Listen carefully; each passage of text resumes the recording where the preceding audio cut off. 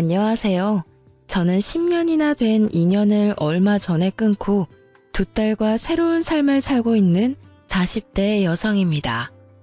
저에게 결혼 생활이라는 것은 소소한 즐거움을 뛰어넘는 시집살이였다고 말하고 싶네요.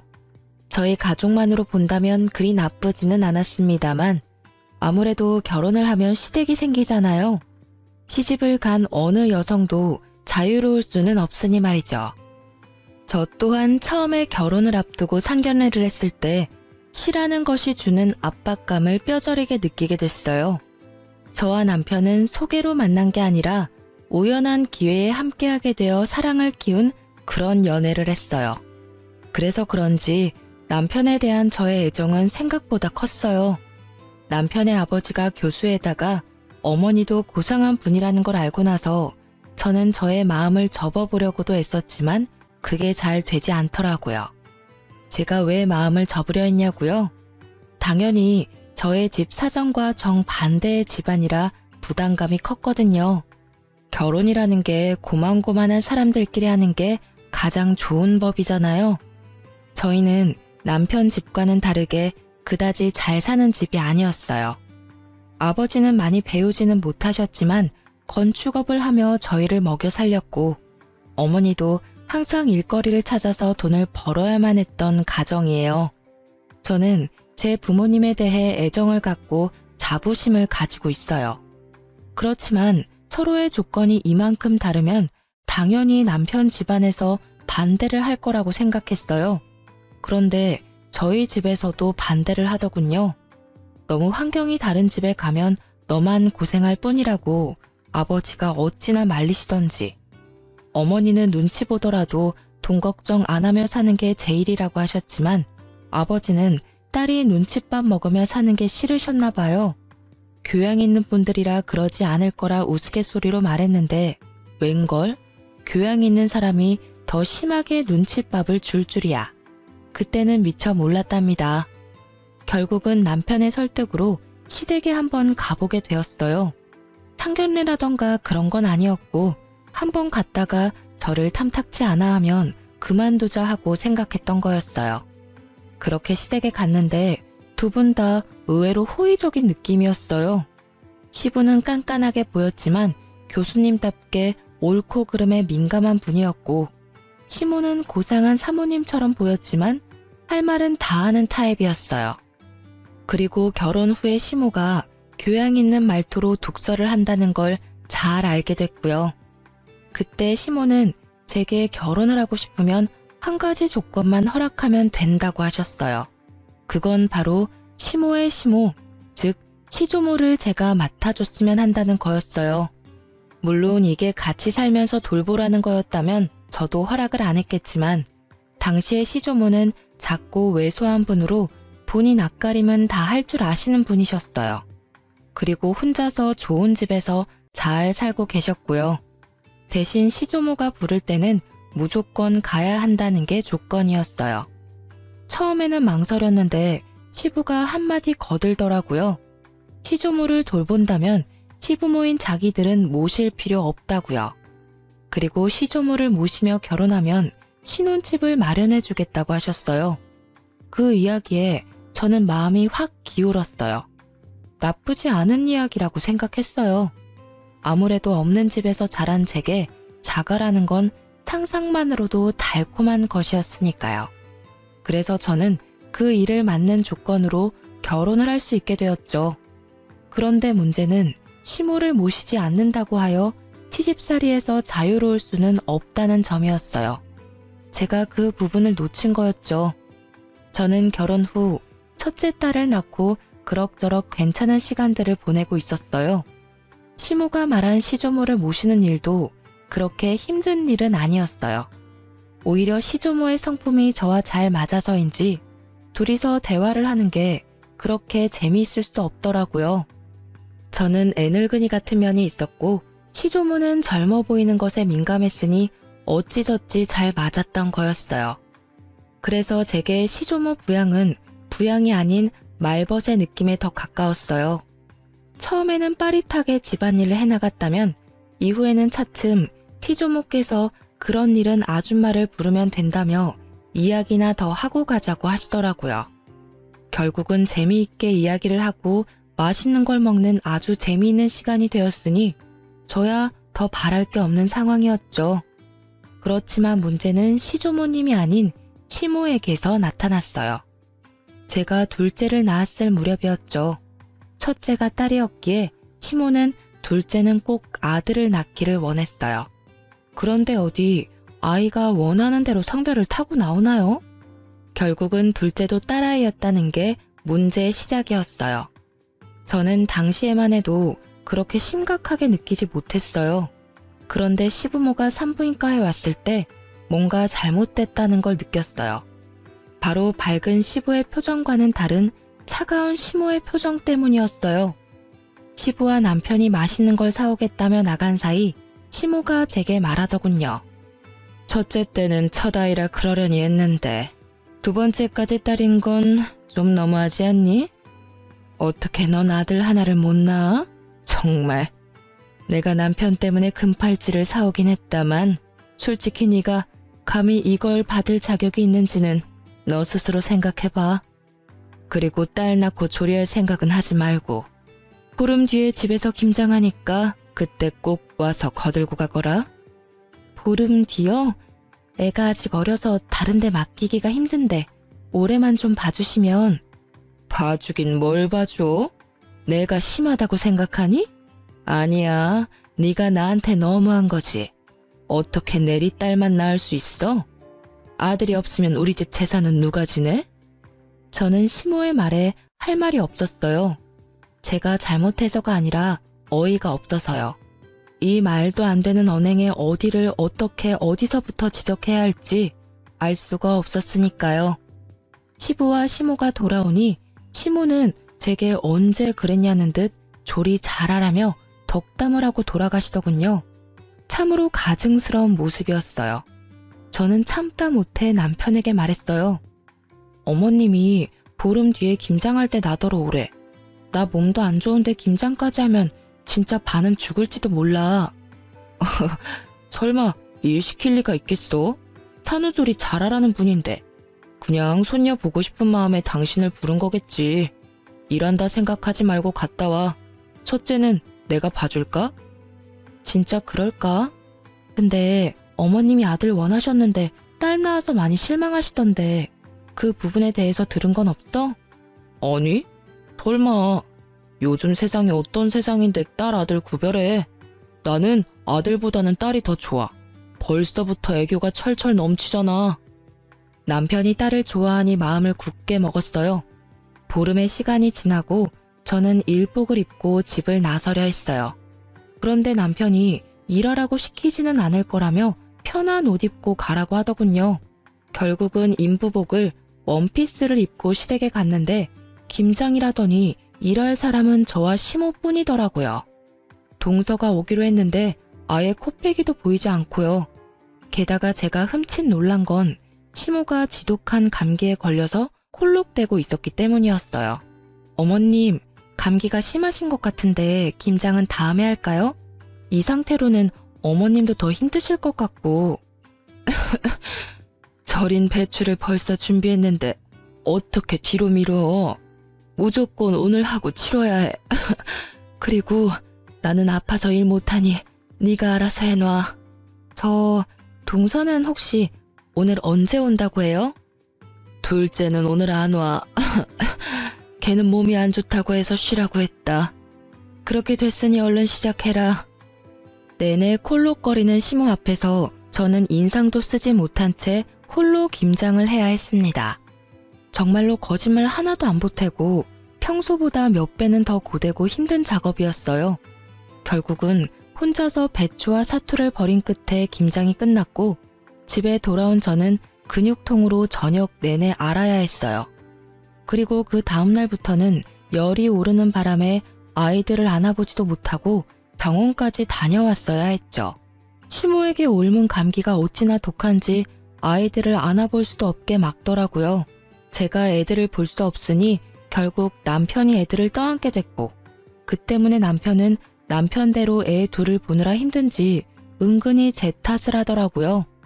아니, 도대체 어디서 감기로 옮아온 거야? 갓난쟁이 돌보면 집에 딱 붙어 있어야지. 당신 김장 갔던 날 평소보다 늦게 들어왔던데 어디 다른 데 가서 있었던 거 아니야? 산후조리 해야 할 사람이 몸 관리를 어떻게 하길래 감기에 걸려? 머리 아프니까 나한테 뭐라고 하지 마. 내가 가고 싶다고 했어? 오라고 한 건 어머님이고 등 떠민 건 당신이야. 그리고 그 감기균이 어디서 옮아온 건지 가르쳐 줄게. 어머님이 감기 걸리셨더라고.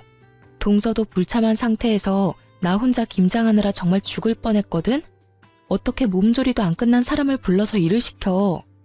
당신한테 말하기 힘들어서 말 안 했는데 어머님이 나 둘째 낳고 무슨 소리 했는지 알아? 딸 낳고 무슨 산후조리 하냐고 혼내시더라. 그리고는 김장 오래잖아. 아들 못 낳은 게 내 탓이야? 내 탓이냐고. 그게 사람을 이렇게 못살게 굴 이유가 되는 거야? 결국 저는 터져버렸고 그 이야기를 들은 남편은 깜짝 놀라더니 그 길로 씩씩거리며 시댁에 전화를 하더군요. 어머니, 어쩌자고 출산한 지 보름밖에 안 된 사람을 불러다가 김장을 시킨 거예요. 그것도 혼자서 했다는데 대체 무슨 생각이신 거냐고요? 지금 집사람 아파서 몸도 못 가눌 정도라고요. 그것 때문에 지금 제가 얼마나 고생하고 있는지 알기는 아시냐고요. 걔가 아픈데 웬 네가 고생을 해. 며느리 좀 바꿔봐라. 너한테 일 시키는 거면 내가 한 소리 좀 해야겠다.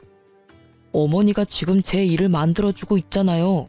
어머니가 집사람한테 옮긴 감기 때문에 집사람이 애를 못 보잖아요. 이제 막 보름 된 둘째에 감기라도 옮으면 어머니가 책임지실 거예요? 엄마가 애를 못 보니 저라도 애를 봐야 할 거 아니냐고요. 결국 시모는 별말 못하고 전화를 끊었죠. 솔직히 입이 10개라도 할 말이 없을걸요? 그러게 면역력 떨어진 산모를 왜 데려오냐 이 말이에요. 그렇게 1차로 이야기가 끝난 줄 알았는데 감기가 가라앉고 나서 시부가 저희 부부를 시댁으로 불렀어요. 저는 남편과 시댁으로 갔는데 시부의 표정이 아주 무시무시하더라고요. 그래, 아가, 감기는 다 나았고? 네, 아버님, 이제 감기는 다 나았어요. 그런데 어쩐 일로 부르셨는지. 너 혹시 이번에 김장하러 왔었니? 네, 김장하고 갔는데 혹시 무슨 문제라도 있으셨나요? 그때 제가 너무 경황이 없어서 혹시라도 김치 맛이 이상하다면 죄송합니다. 그랬구나.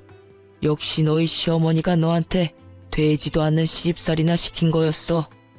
당신은 그렇게 할 짓이 없어서 며느리 괴롭혀? 어떻게 출산한 지 보름밖에 안 된 며느리를 데려다가 김장을 시켜?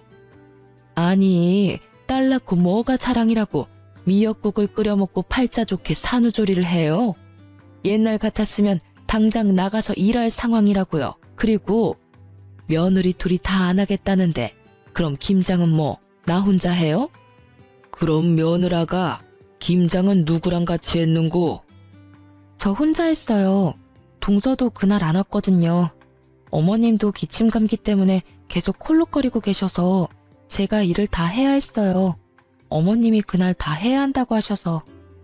어이구, 맨날 나가서 교양 있는 척은 혼자서 다 하더니 이거 봐. 당신이 그렇게 중요하게 여기는 교양과 상식에 출산 직후의 여성을 김장에 막 부려먹어도 된다고 하든? 조선시대에도 이렇게까지는 안 했을 거야. 게다가 감기에 걸려서 콜록거리면서 어떻게 애를 봐야 할 사람을 불러서 감기로 옮기도록 할 수가 있어. 상식이라고는 어디다 갖다 처박아 놨길래 이런 사달을 만들어? 결국 시부가 화를 내고 시모에게 사과하라고 했지만 시모는 절대로 미안하다 한마디를 안 하더라고요. 뭐 저도 사과받을 생각이 없기는 했어요. 그걸 보고는 시부가 저에게 미안하다며 사과를 하시더라고요. 그때 저는 앞으로도 시모와는 이렇게 대면대면 거리 두고 살기로 작정했어요. 그렇게 다짐하고 나니 그 뒤로부터는 시모에게도 할 말은 하게 되더라고요. 그렇게 시모와의 사이가 악화되고도 그럭저럭 5년을 더 살았어요. 그동안에도 시모는 저에게 날카로운 눈총을 보내기도 했어요. 그리고 추석이 지난 공휴일에 친정에서 연락이 왔어요.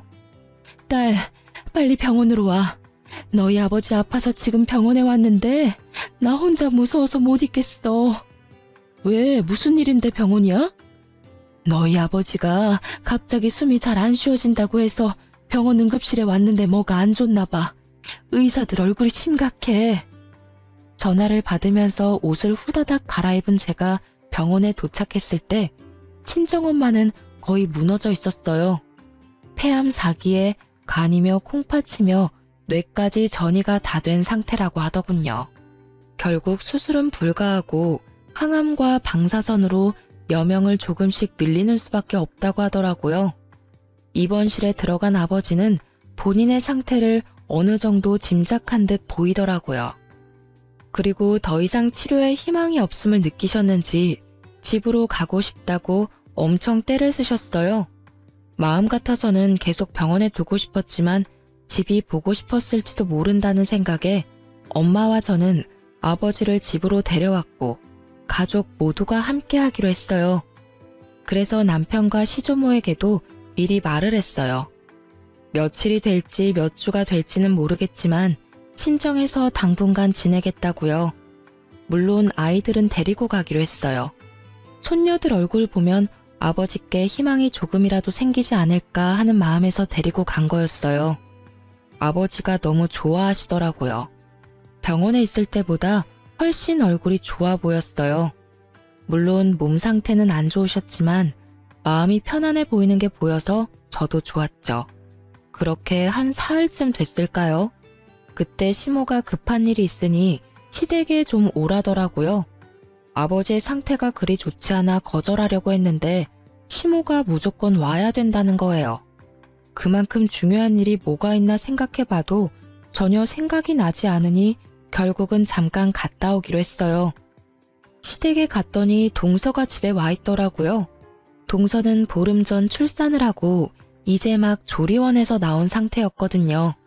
처음에는 설마 시모가 동서의 산후조리를 해주려나 하는 생각을 했어요.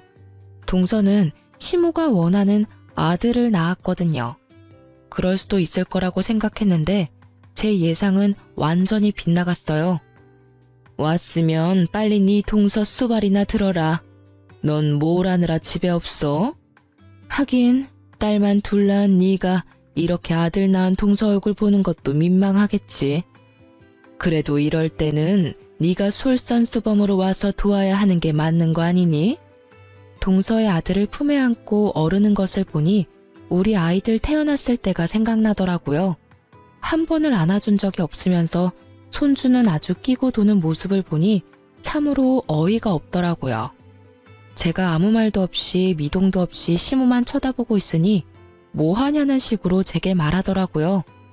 뭐해? 설마 싫은 거야? 그럼 너도 아들을 낳았어야지. 아들도 못 낳은 네가 이 집에서 이 정도도 못하면 안 되지. 뭐라도 도움이 될 생각을 좀 해. 하기 싫은 티 내지 말고. 도대체 뭐가 문제인지. 우리 집 장손에 문제가 있는 건 아닐 거고 밭이 좋지 않은 거지. 그래도 둘째가 이리 아들을 척하니 안겨주니 얼마나 좋아? 시모는 이미 저와 이야기를 할 상황이 아니더군요. 저는 고개를 흔들며 동서를 봤어요. 설마 동서도 이 어이없는 연극 같은 일에 동조한 건 아니지 않을까 했는데 제 예상이 빗나갔더라고요. 동서는 침대에 누워서 저한테 말하더라고요. 죄송해요, 형님. 그런데 물 좀 가져다 주시면 안 될까요? 몸이 엄청 안 좋네요. 그리고 저 먹고 싶은 거 있는데 잡채랑 갈비찜 좀 만들어 주시면 안 돼요? 몸이 아직 안 풀려서 그런지 몸에 좋은 음식들이 막 먹고 싶네요. 실실거리며 시켜 먹으려는 동서를 보니 아주 배알이 뒤틀리더라고요. 출산 후 딱 보름, 저는 그때 김장을 하고 있었죠. 이런 극진한 수발 같은 거 받아본 기억도 없는데 정말 화나더라고요. 위독한 아버지 놔두고 여기 오게 만든 것도 열받았어요. 중요한 이유도 아닌 그저 동서의 산후조리를 위해 제가 가족과 보낼 수 있는 유일한 시간을 뺏겼다는 것이 너무 열받는 일이었거든요. 결국 이런 말도 안 되는 일에 제 입에서도 고운 말이 나오지는 않더라고요.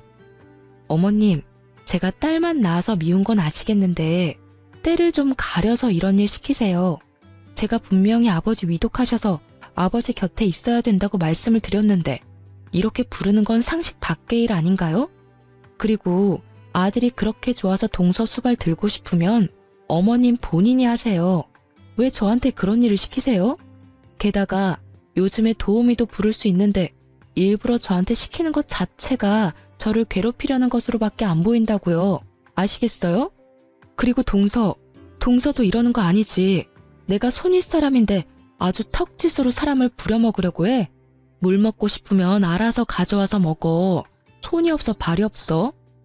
이런 일로 저 부르지 마세요. 아니 뭐 저런, 네가 뭐가 바빠서 이런 일도 못 도와줘? 그럼 늙은 내가 며느리 수발 들어야 되니? 어머님이 여기에 동서 불렀을 거 아니에요. 그럼 어머님이 책임지셔야지. 왜 이제 와서 애먼 사람한테 난리래요? 다 됐고 저 이제 부르지 마세요. 그렇게 말하고 나오는데 친정 엄마에게서 전화가 왔어요. 절대로 듣고 싶지 않았던 소식, 바로 아버지의 임종이었어요. 결국은 저는 시모의 이런 상식 밖의 행동 때문에 아버지의 임종조차 지키지 못한 딸이 되었어요. 그게 너무 원통하더라고요. 그렇게 계속 있었는데 가시는 길 배웅을 못하다니. 그래도 장례는 치러야 하잖아요. 그래서 마음을 다잡았어요. 시모의 일은 접어두고 이 장례식을 잘 치러야겠다는 생각만을 하고 있었는데 제 불붙은 가슴에 기름을 끼얹은 일이 다시 일어났어요. 이번에는 아예 대참사 수준의 사건이었죠. 아버지 장례 때 시부는 병원에 입원 중이었어요. 그래서 시모만 장례식장에 왔는데 제게 봉투를 주시더라고요. 봉투를 챙겼는데 딱 5만 원이 들어있더라고요. 따로 부의금을 낸 것도 아니고 제가 받은 게 시댁에서 우리 집에 보내는 부의금인데 5만 원. 그런데 이 5만 원에 화가 난 게 아니었어요. 제가 화가 난 건 시모의 말 때문이었죠. 시모는 제게 5만 원의 부의금을 건네더니 차가운 목소리로 말하더라고요. 사돈어른께서 가시는 길이 참 마음이 아프시겠네. 아들도 못 낳는 딸 놔두고 저 세상 가는 마음이 어떻겠어? 그리고 어떻게 꼭 돌아가셔도 이렇게 남의 경사 때 돌아가시는지 모르겠어. 우리 집 손주 태어난 거 아시고 질투나셔서 일찍 그렇게 되신 건지도 모르지. 안 그러니? 이게 초상집에 와서 할 말인가요? 괜찮니? 라는 말 한마디라도 좋았을 일인데 여기까지 와서 그런 말을 하다니. 저는 시모의 말이 저를 향한 욕이 아니라 친정아버지에 대한 모욕으로 받아들였어요. 결국 장례식이 끝나고 꾹꾹 눌러 담았던 화를 남편에게 가서 풀었어요. 어머님, 도대체 나한테 왜 그러시는 거야? 당신 장례식장에서 어머님 봤어? 또 무슨 일 때문에 그러는데? 엄마 그러는 거 하루 이틀 일도 아니잖아. 그냥 당신이 참고 좀 넘어가면 안 돼? 아니, 당신은 왜 내가 잘못했다는 식으로 말해? 어머님이 오늘 장례식장에 오셔서 꼴랑 부의금 5만 원 주고 가셨어. 그러면서 나한테 뭘 하시는 줄 알아? 몰라. 모르겠고 듣고 싶지도 않아. 그리고 부의금 5만 원이 어때서? 돈 때문에 난리치는 거 보니 정이 다 떨어져. 엄마가 장례식장까지 간 정성이 있는데 설마 돈 적게 냈다고 뭐라 하는 거야? 너 진짜 그러는 거 아니다. 힘들 때 와주는 게 고마운 거지. 내가 돈 때문에 그러는 거라고 생각해? 아니라고. 내 말 좀 들어보고. 됐어. 듣고 싶지도 않으니까 그만해. 너만 힘든 일 있는 것도 아니고 나도 더 이상 당신이랑 엄마 둘이서 투닥거리는 거 듣기도 싫고 받아주기도 싫어. 문제 생기면 둘이서 알아서 풀어. 불가능에 가까운 걸 요구하는 남편놈을 보며 저는 이놈의 집구석이 아주 꼬라지도 보기 싫어졌어요. 그렇지만 바로 이혼이라는 단어를 내뱉지는 않았어요. 다른 사람들에게 시모가 제게 한 일들을 모두 까발려주고 싶었거든요. 그래서 모두가 모이는 날만 기다렸습니다. 냉랭한 제 모습을 보던 남편이라는 작자는 아예 저에 대해 신경도 쓰지 않더군요. 시모와 제 사이에서 끼이는 것도 지겹다나요? 완전한 해결책을 바란 것도 아닌데 남편의 그런 행동은 저를 정떨어지게 만들기 충분했어요. 그리고 추석이 되었어요. 저는 작심을 하고 어른들에게 드릴 용돈 봉투를 만들었습니다. 시조모에게는 50만 원을 넣고 시부의 봉투에는 30만 원, 그리고 시모의 봉투에는 5만 원을 넣어서 드렸어요. 역시나 봉투를 받은 시모의 얼굴이 확 상하더군요. 고상함을 추구하며 항상 무표정한 표정을 짓는 시모의 그 일그러진 표정만 봐도 기분이 한결 나아지더라고요. 이거 봐. 얘는 이래서 안 된다니까. 너 설마 시아버지, 시조모님 봉투에까지 이런 장난친 거 아니지? 이게 뭐야, 애들 용돈도 아니고. 네 동서는 봉투에 50만 원 두둑히 넣어왔던데 넌 꼴랑 5만 원 넣어왔어? 나이가 들면 나이가 든 행동을 해야지. 너보다 어린 우리 둘째 며느리가 뭘 보고 배우겠니? 윗물이 맑아야 아랫물이 맑다는데 너희는 어찌 된 게 이렇게 정반대야? 집에 도움이 되는 일을 못했으면 이런 날 부모님 기쁘게 해드릴 노력 같은 건 아예 없고. 아들아, 너 장가 잘못 갔어. 참 모질다 싶은 말들만 골라 하더라고요. 그래서 저도 따박따박 말해줬죠. 그럼 동서는 아버지 돌아가시면 50만 원 드리겠네요? 동서는 좋겠어. 이렇게 좋은 시어머니도 두고. 근데 어머님, 제가 생각이 없어서 5만 원 넣었겠어요? 어머님이 제 아버지 돌아가셨을 때 장례식장에서 5만 원만 주셔서 그렇게 담았을 뿐이에요. 어머님이 하신 그대로 돌려드렸는데 뭐가 문제인지 잘 모르겠네요. 제 이야기를 듣고 있던 시부가 깜짝 놀라더니 시모에게 따지더라고요. 이게 무슨 소리야 당신? 내가 준 돈 200만 원은 어쨌어? 장례식장 갈 때 내가 봉투에 넣어준 돈. 시부가 나서서야 시모의 표정이 살짝 당황하더라고요. 그렇지만 여전히 뻔뻔한 고상함을 무장한 채 한마디도 지지 않고 역같은 소리를 짓거리더군요. 아니, 아들도 못난 며느리예요. 아무리 사돈 어른이라도 그만큼 받을 만한 이유가 없죠. 이 집안에 도움될 만한 일을 얘가 한 적이 없는데 왜 우리가 돈을 그만큼을 써야 해요? 그 이야기를 들으니 딱 감이 오더라고요. 시모 혼자 이 모든 일을 벌였구나 하고요. 여보, 그만 좀 해. 장례식장에서 5만 원 받은 일로 아직까지 꽁에 있는 거야? 내가 제발 좀 이해하고 넘어가자고 했잖아. 어머니 옛날 사람이고 아들 좋아하는 거 이미 잘 알고 있는데 새삼스레 왜 이제 와서 이러는데. 제발 조용히 좀 살자, 어? 그냥 장례식장 와주신 거에 의미를 두라고. 돈 같은 거에 연연하지 말고. 살면서 그 돈보다 더 많이 받을 수도 있잖아. 남편 놈은 시모 말을 듣고도 제 엄마 두둔하기 바쁘더라고요. 딸을 좋아하지만 엄마도 포기 못하는 거겠죠. 참 효자예요. 그걸 보는 저는 우라통이 터지지만요.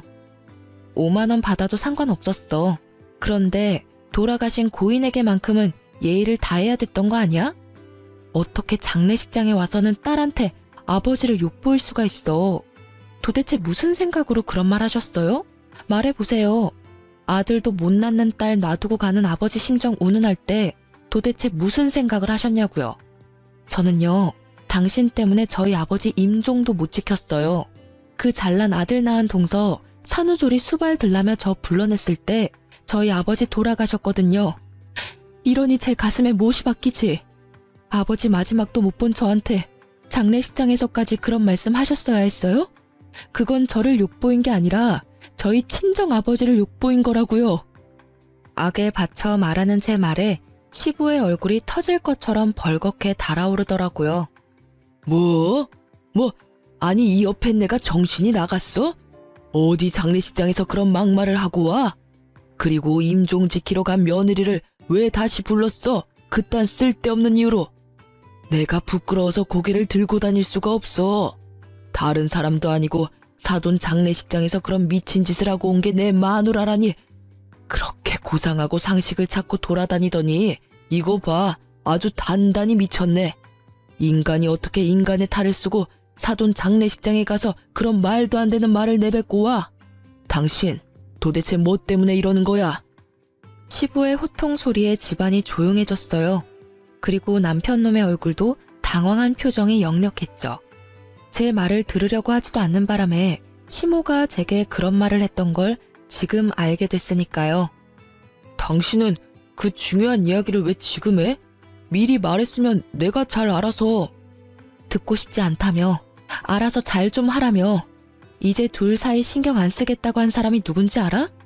내가 왜 말을 안 했겠어? 말하려고 했는데 당신이 안 들은 거잖아. 나는 당신한테 이미 정이 다 떨어졌어. 이야기를 들을 준비조차 안 된 사람하고는 같이 못 살아. 그러니까 우리 이혼해. 갑자기 무슨 이혼이야? 다시 생각해봐. 어머니도 빨리 사과하세요. 이건 아무리 봐도 어머니가 잘못하신 거예요. 장례식장에서 왜 그런 소리를 하신 거예요?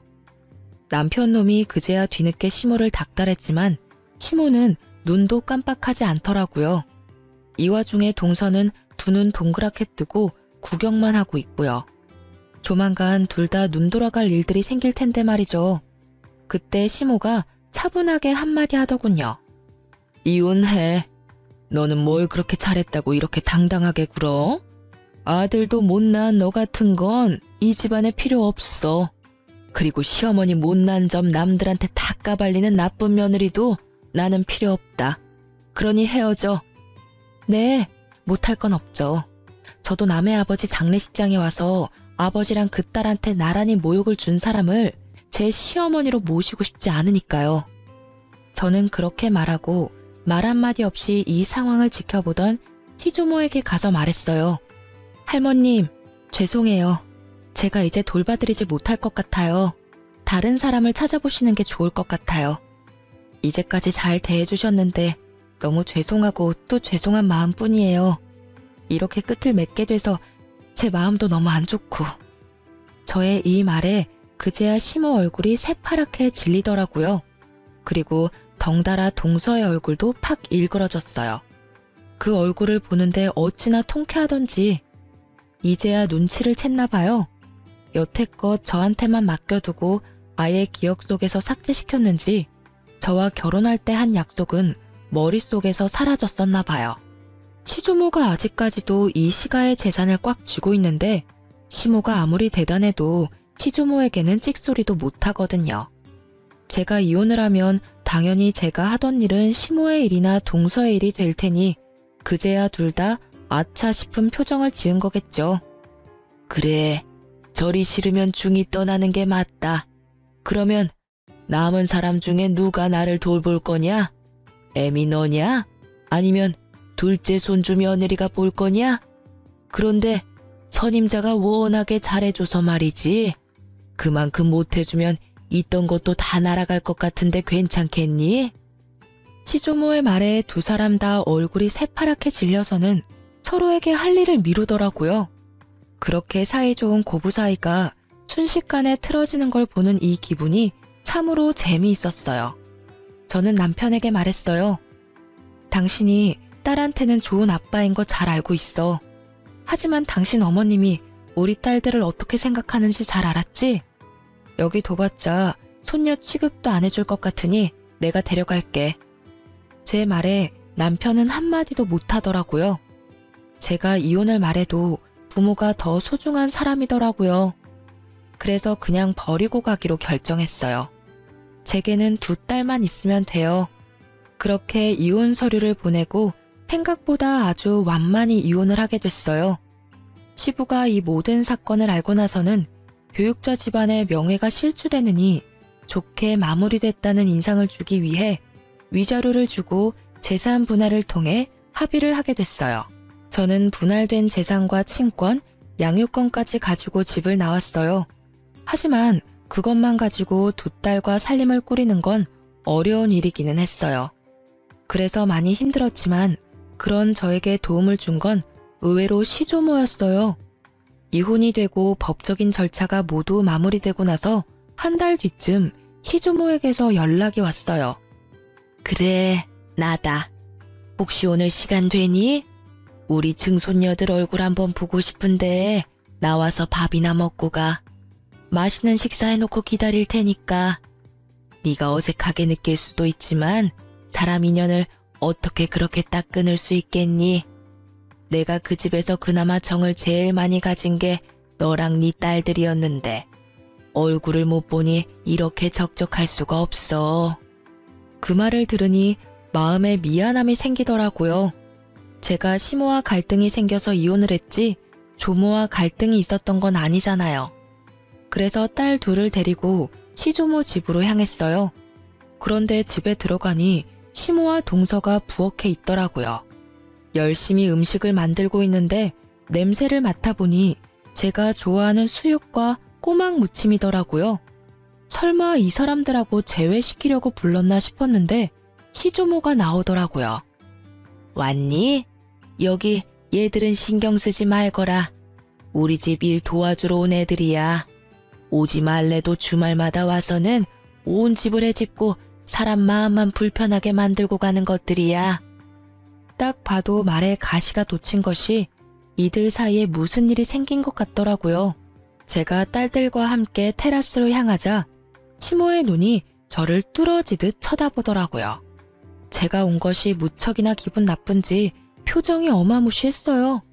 그렇지만 저는 손님 자격으로 온 것이니 싹 무시하고 시조모를 따라 테라스에 마련된 테이블로 향했어요.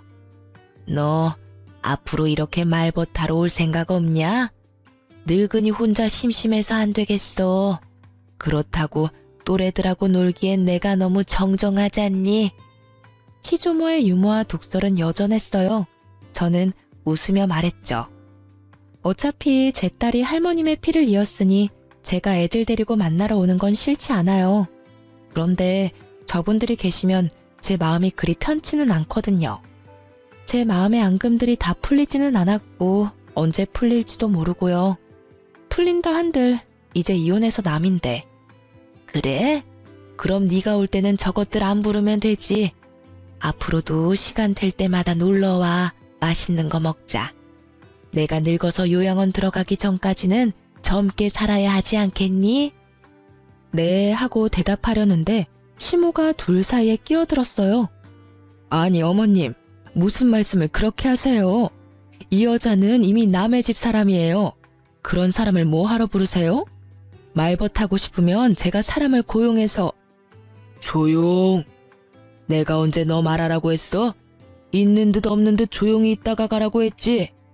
넌 있는 사람 간수도 못하면서 또 어디 가서 사람 데리고 올 생각이냐?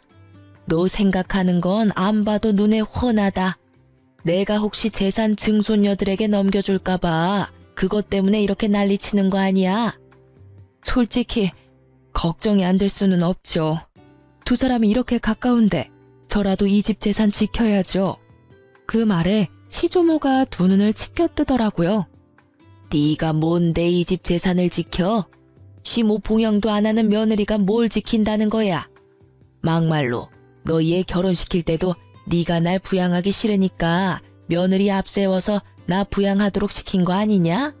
그러면 재산이 가더라도 네 며느리한테 가야지 왜 너한테 재산을 줘? 10년을 넘게 내 말벗을 한 손주 며느리를 그런 식으로 사람 취급도 안 하고 내쫓아가지고 일을 복잡하게 만든 건 너다. 어머니, 정말로 이 집 재산 이쪽에 나눠주실 거예요? 그런 법이 어디 있어요? 이제 법적으로 완전 남인데. 완전 남이 어디 있어? 내 피가 이어진 내 손주들이야. 피가 이어지지 않은 건 너겠지. 이 집 재산이 네 거라고 착각하나 본데 아직까지는 내 명의로 된 재산이야.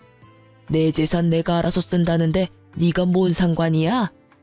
시조모의 말에 시모의 표정이 뾰로통하게 변했어요. 대꾸하고 싶은 눈치였는데 더 큰 불호령이 떨어질까 참는 것 같았어요. 둘 다 하기 싫은 거 억지로 하는 얼굴로 와서는 일도 제대로 안 하고 집만 어지르고 가는 거 내 모를 줄 알았냐? 그런 주제에 재산이 탐이 나기는 나. 재산 가져갈 생각이면 간쓸게 다 빼다 줄 것처럼 살랑거려도 모자랄 판에 낯짝 뻔뻔하게 들고는 너희들 일 전부 직원들한테 시키는 거 내가 봐서 다 알아. 둘째 손부는 10년의 정이 있고 증손녀들도 아주 내 마음에 쏙 들게 컸으니 재산을 물려주지 않을 이유도 없어. 부양하러 온 주제에 사람 불편하게 만드는 너희보다는 훨씬 가족 같은 게 둘째 손부야. 시조모는 그렇게 말하고 통장과 도장을 하나 꺼내더라고요. 이혼 전에 주려고 했던 건데 지금 주게 되는구나. 자, 여기 얼마 안 되지만 6천만 원이다. 네가 나를 모시러 온 그달부터 꼬박꼬박 50만 원씩 넣었어. 내가 주는 선물이고 그게 불편하면 퇴직금이라고 생각해라. 그간 고생 많이 했다. 어머님, 그걸 왜 생판 남한테 주시냐고요? 이혼하면서 위자료며 재산 분할로 다 가져갔어요. 그거 안 주셔도 제 살만 하다니까요? 네가 기어코 내 재산을 물려받기 싫구나. 네 남편한테도 이야기해줄까? 그 말에 시모가 즉시 입 다물고 깨갱하더라고요. 저는 시조모의 선의를 좋은 마음으로 받아들였고 그 돈과 위자료, 재산 분할로 받은 돈으로 지방의 작은 아파트를 구할 수 있었어요. 그 뒤로도 시조모와는 좋은 관계로 잘 지내고 있어요. 그러나 시모와 동서는 결국 조모의 화를 피하지 못한 듯 하더라고요. 시조모가 지나가는 말로 슬쩍 이야기하시더라고요. 얼마 전에 유언장을 썼는데 쓸데없는 이름 2개를 지워버렸어. 내 평생 돈이라고는 들고 나가는 게 제멋대로라. 내가 마음대로 하는 게 아니라는 생각이었는데 그것들 하는 걸 보니 아주 아깝더라고. 그래서 빼버렸지. 그랬더니 아들놈이 지 마누라를 잡는데 아주 배꼽 잡고 웃었구나. 고상한 척 아주 혼자 온 집안을 들쑤시고 다니더니 결국은 남편한테까지 버림받을까봐 요새는 설설 겨. 그러게 처음부터 마음을 곱게 썼으면 이런 일 없었을 거 아니니? 그 말을 들어보니 결국은 시부에게도 미움받게 되고 동서도 시모의 그런 모습을 보고는 노선을 갈아탄 듯 보였어요. 그 이야기를 들으니 이상하게도 마음이 좀 후련해지더라고요. 제 마음속에 그만큼 상처가 됐었나 봐요. 하긴 장례식장에서 그런 일을 겪을 줄 누가 상상이나 했겠어요? 두 딸들은 시모가 자기들을 홀대한 걸 기억하고 있어서인지 제 이혼도 잘 받아들여 주었어요. 전 남편은 아이들을 좋아해서 자주 만나러 와요. 그러면서 매번 재결합을 말하더라고요. 그 사람도 사람인지라 저와 재결합하면 할머니가 자기에게 재산을 많이 물려줄 거라 생각했나 봐요. 저는 그런 총극에 어울려줄 생각도 없고 무엇보다 그런 큰일에 언제나 부혜자처럼 한 발 물러서 있던 전 남편을 용서할 생각도 없어요. 제가 시모와 사이가 나빠진 건 시모의 행동과 언행에도 문제가 있었지만 전 남편이 적절히 중간에서 중재를 해주지 않았다는 것도 크다고 생각하거든요. 그냥 이렇게 가끔 아이들을 만나러 오는 아빠 역할만으로도 저는 충분히 고맙게 생각하고 있고 딱 그뿐인 감정이에요. 저는 시모 때문에 재혼 생각은 아예 없이 그냥 살고 있어요. 이렇게 간섭받지 않고 자유롭게 사는 게 더 재미있기도 하고 힘든 일도 분명히 많지만 그것을 모두 덮을 만큼 마음이 개운한 것도 있어요. 처음 이혼할 때 홀로 서기에 대한 두려움이 있었는데 지금은 전혀 그런 마음이 없거든요. 글을 쓰다 보니 한없이 길어졌지만 제가 하고 싶은 이야기는 다 쓴 것 같아요. 제 이야기에 같이 욕해주시는 분도 계실 거고 안타까워할 분들도 계실 거예요. 그렇지만 저는 지금 그 어느 때보다도 즐거운 하루를 보내고 있어요. 모두들 저처럼 홀가분하고 행복한 하루를 보내시길 바래요. 글 읽어주셔서 감사합니다.